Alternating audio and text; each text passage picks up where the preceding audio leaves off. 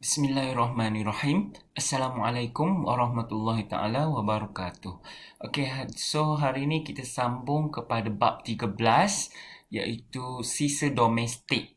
Okey, bab yang terakhir sebelum masuk kepada kerja lapangan. Okey. So kita tengok apa yang terkandung dalam bab ni berkaitan dengan sisa domestik. Okey. Okey, jenis-jenis sisa domestik. Okey. Domestik tu maksud dia sisa semua tahu, sisa. Domestik tu ialah uh, tempatan lah. Macam tu. Okey, sisa domestik terdiri daripada pepejal,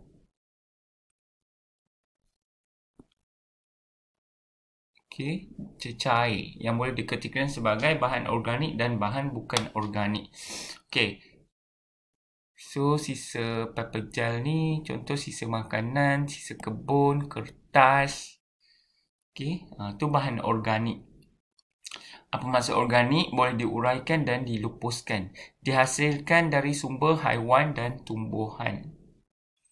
Okey, bahan bukan organik pula. Okey, maksud dia sukar diuraikan dan dilupuskan, dihasilkan dari sumber mineral.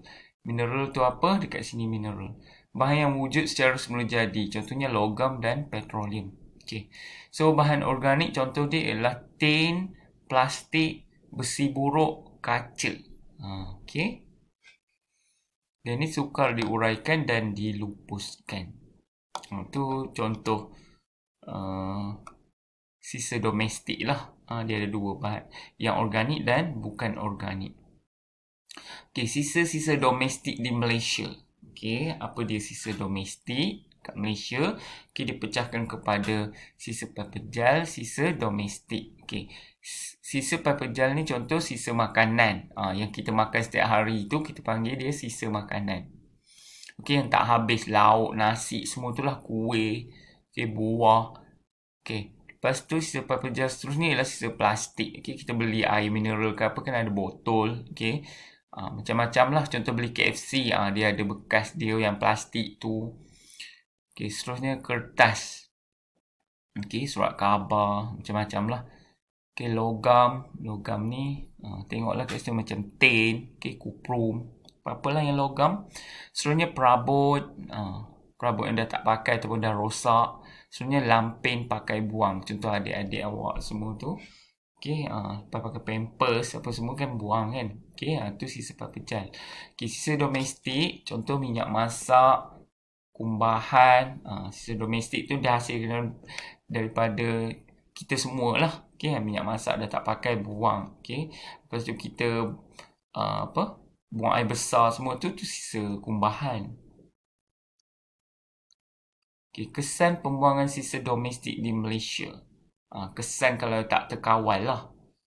Okey, pencemaran. Contoh buang merata-rata sampah banyak apa semua. So berlakulah pencemaran. Dia boleh pecah pada pencemaran air, pencemaran udara, pencemaran bau.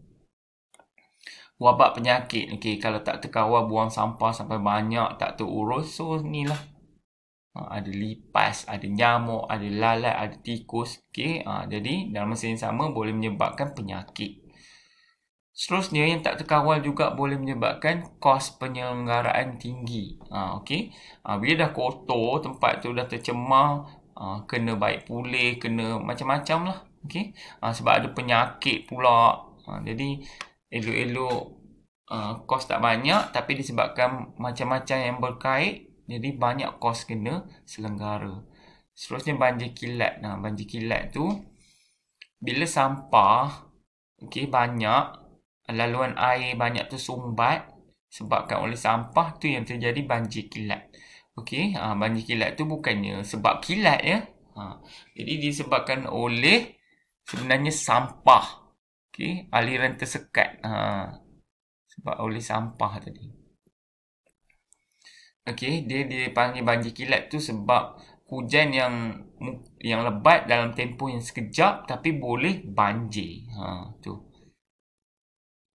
Tiba-tiba je banjir. Itu sebenarnya banjir kilat sebab oleh sampah sarap. Okey, langkah langkah mengurangkan kesan pembuangan sisa domestik. Apa perlu buat untuk kurangkan sisa domestik? Amalan 3R. Okey, apakah amalan 3R? R untuk reduce. Reduce tu maksud dia kurangkan. Reuse, guna semula. Recycle, kital semula.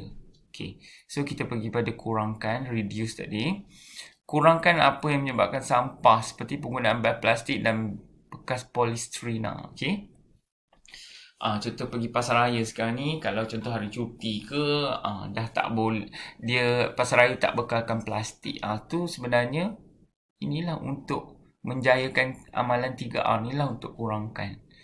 Okey, seterusnya guna semula, reuse. Menggunakan semula bekas minuman, surat khabar, majalah dan mendemakan buku-buku dan pakaian. Guna semula. Okey, boleh pakai lagi kan. So kita olah semula untuk ni lah amalan 3R ni, untuk reuse. Okey, guna semula. Seterusnya kita semula. Menghasilkan barangan baru daripada barangan terbuang seperti penghasilan kraft tangan dan baja kompos. Okey, baja kompos kan. Contohnya sisa makanan daripada terbuang macam tu. So kita boleh buat dia sebagai baja kompos. Jadi tak adalah membazir kan. Okay, kita kital semula. Sebab tu kadang ada hari tertentu untuk kital semula, ada lori yang ambil ya untuk kital semula. Jadi kita kena asingkan bahan yang boleh kital semula. Okay, macam kertas, plastik semua tu lah. Okay, so yang kedua tadi amalan 3R. Okay, seterusnya penggunaan teknologi terkini. Okay, digunakan logi waste to energy. Okay, teknologi ni dia kata boleh mengurangkan pencemaran bau. Okay, seterusnya penciptaan pinggan daripada ubi kayu dapat menghasilkan pinggan polistrina. Okay, boleh inilah mengurangkan kesan pembuangan sisa domestik. Tu diguna teknologi. Seterusnya penguatkuasaan undang-undang. Macam mana nak kurangkan masalah sisa domestik tadi terlalu banyak tu kan. So dikuatkuasakan undang-undang untuk bagi kesedaran pada masyarakat. Kalau contoh masyarakat tak asingkan sampah tu kan, contohnya ikut dia punya yang boleh kita semula dengan sampah domestik, boleh dikenakan denda ke penjara. Tu antara langkah dia. Sebenarnya pendidikan ni maksudnya terapkan mungkin dekat sekolah, okey, supaya masyarakat sedar tentang perlunya ada pengurusan sisa domestik. Okey. Sebenarnya buat kempen, kadang-kadang iklan dekat TV, radio kan, bagi tahu untuk asingkan sampah, kurangkan beg plastik. Tu semua kempen yang boleh menyedarkan kita lah. Okay, so itu sahaja untuk bab ni. Memang simple saja. Okay, ni bab terakhir lah sebelum masuk kerja lapangan. So macam biasa, tulis tajuk bab 13 tadi, sisa domestik. So salin nota yang imbas kembali ni. Okay, semualah. Sampailah kat sini.